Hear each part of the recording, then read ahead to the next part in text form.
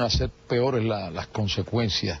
De quedarme iba a ser terrible porque nunca entendí lo que estaba pasando en Cuba en aquel momento. Pero hablemos de cosas más agradables. El disco de Barbarito 10 con la rondalla venezolana, que es mi disco preferido, si me lo permiten. Cuando usted lo escuchó aquí en Miami, ¿qué le pareció? Me sorprendí a los 78 años, aquella calidad, aquel timbre, con aquel acompañamiento tan lindo de la rondalla, que es fantástico grupo. Y ahí lo tengo y a cada rato lo oigo, creo que igual que tú. Es maravilloso. Cada rato lo disfruto. Cuando venían de visita, para despedirse, ¿era igual de doloroso que la primera vez o ya él se había temperado más de que usted estaba aquí en otro mundo, en la otra orilla? Fue muy duro siempre, cada vez que iban y venían, pero bueno, quedaba la esperanza de que, bueno, en 1 o 2 años yo iba a poder de nuevo traerlos. Se trataban de hacer las cosas de manera que no se fuera a ofender allá a los que tenían que decir que sí, que podían salir, y cada 2 años más o menos los traía, a hacer un tipo de vida bien familiar, bien hogareña, no nada de trabajo. Hubo hasta inclusive quien se disgustó conmigo porque querían llevarlo y hacer, pero había que entender de que él iba a regresar, y que de regresar, si sabían que había hecho algo aquí, le complicaba la vida. Les complicaba la vida. Pero Barbarito no fue nunca una persona que yo recuerdo, estando en Cuba, y ningún artista nunca ha hablado de que Barbarito asumió posiciones políticas de extrema izquierda o extrema derecha. Era una persona que ante todo iba por su música, una persona muy compasiva, me dicen. Así fue. O sea, de política no hablaban. No, en lo absoluto. Entendía las cosas que no estaban bien, como obviamente todo el que quiere ser un poco honesto consigo mismo. Lo malo es malo y lo bueno es bueno, y aquello se supo que era malo siempre y él lo supo. En eso, y más después de yo salir, estábamos muy unidos, hasta inclusive los últimos 10 años yo canté al lado de él en la orquesta y fui delegado de la orquesta. Te recuerda que en Cuba el delegado es el que corre con el negocio. Es como el administrador. El administrador le pusieron después. Ya. Y esa era mi posición, cantar al lado de él, mis números solos, mis números con él. Y Bárbaro, ¿y si usted desentonaba, por ejemplo? Digamos, cualquiera se le Bueno, cualquiera resbala y cae, ¿Qué le decía el viejo? Pero no, si supieras que no, el viejo cuando único me regañó fue cuando yo empecé en ese ambiente y me dejé llevar un poquito, porque terminábamos el baile a las 3. Yo seguía ya entiendo, claro, en el trago y en compartir con grupos de ambos sexos. ¿Y estaba casado ya? Me voy a omitir esa pregunta, esa respuesta. Pero Barbarito no era de la bohemia hasta ese extremo, o sea, terminaba de actuar y iba a casa y se acabó el dinero. Y el cheque para la señora y... Papá fue un hombre de línea completa, pero los consejos en ese sentido y el disgusto de él era porque él me decía, oye, el dormir para el cantante es más importante que nada. Y efectivamente, cuando no se duermen las horas necesarias, hay afonía, la voz no hay el aire que se necesita, ni el timbre tampoco. Y ya cuando pasó un tiempo me di cuenta y cedí a ese pedido de él, que era para mi bien. Pero no hubieron nunca... grandes conflictos. No, conflicto de afinación ni de... Bárbaro, muchísimas gracias, un placer, porque además se parece mucho. Sí. Es increíble. Y bueno, nada, yo decía que no quería decirle Barbarito por respeto a su padre. Usted no se pone bravo, ¿no? No, que va. Es mi nombre también. No, porque Barbarito era Barbarito 10. En fin. Claro que sí. Muchísimas gracias. Quiero que se quede, primero porque mandamos a hacer café. Café de verdad. En esta televisión hay café de verdad, no de mentirita como en la novela. Y porque vienen 2 muchachos que son muy jóvenes, uno es de Bayamo, el otro de Santiago, pero que llevan la trova tradicional en las venas. Es increíble, porque lo tocan a la usanza antigua. Parece uno que está en una cantina de principio de siglo. Y vienen ahora después del corte, así que no se vayan. Fantástico, un placer. Muchas gracias, Mario. Haber podido estar contigo aquí. Muchas gracias. ¿Quién es el autor de la canción Guillermo Tell, que supuestamente fue dirigida a Fidel Castro? ¿Carlos Varela, Vicente Feliú o Gerardo Alfonso? Raíces y recuerdos. La respuesta correcta es Carlos Varela.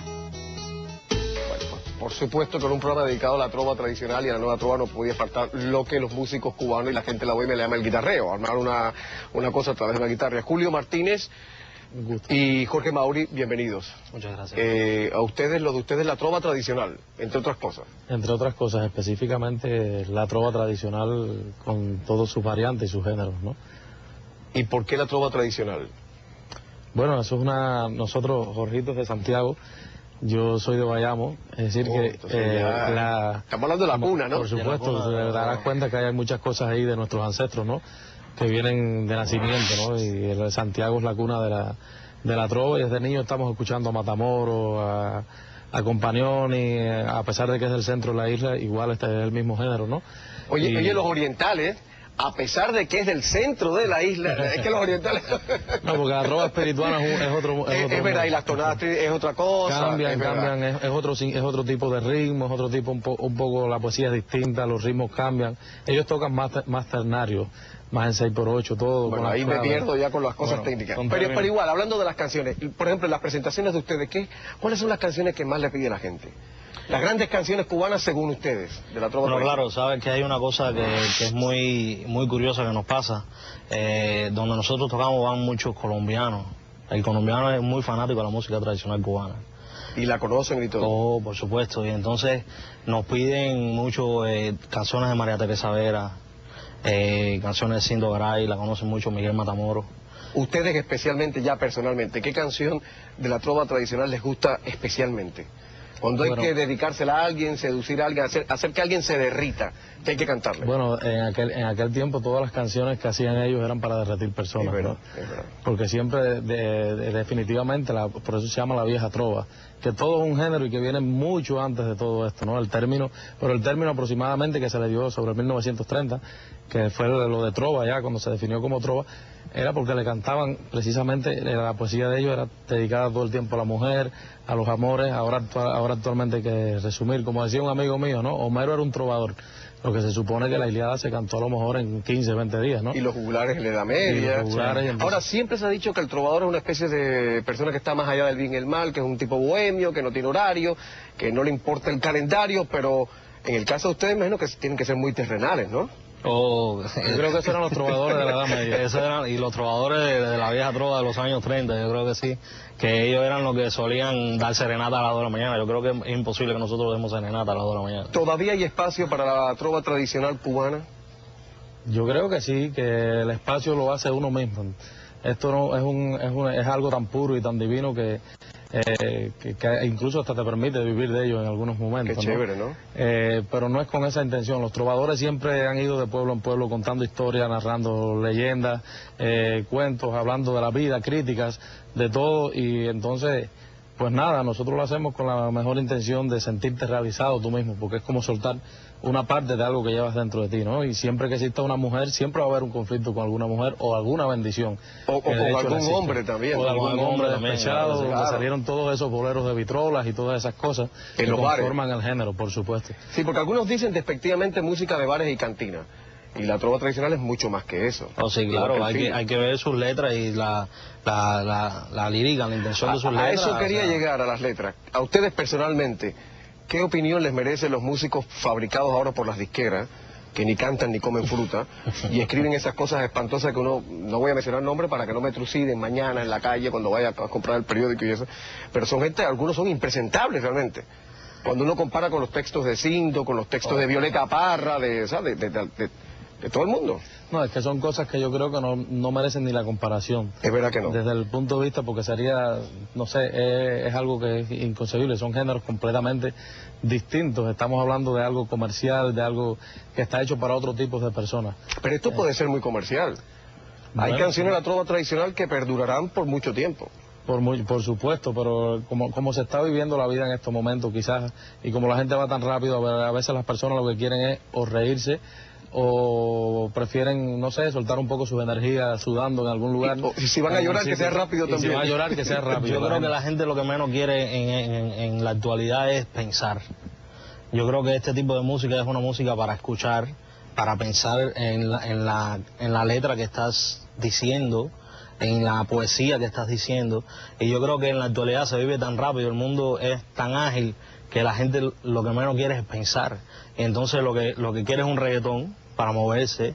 O sea, pero yo creo que, como decía Julito, que eso hay no... para todos. No, y no vale comparación porque en ningún sentido, ni musical, ni textual, se puede comparar. No, pero no estaba hablando sobre todo de la gente del reggaetón, estaba hablando de gente que pasa como cantautores. Oh. Hay un señor, creo que es guatemalteco, que es la mala imitación de Joaquín Sabina.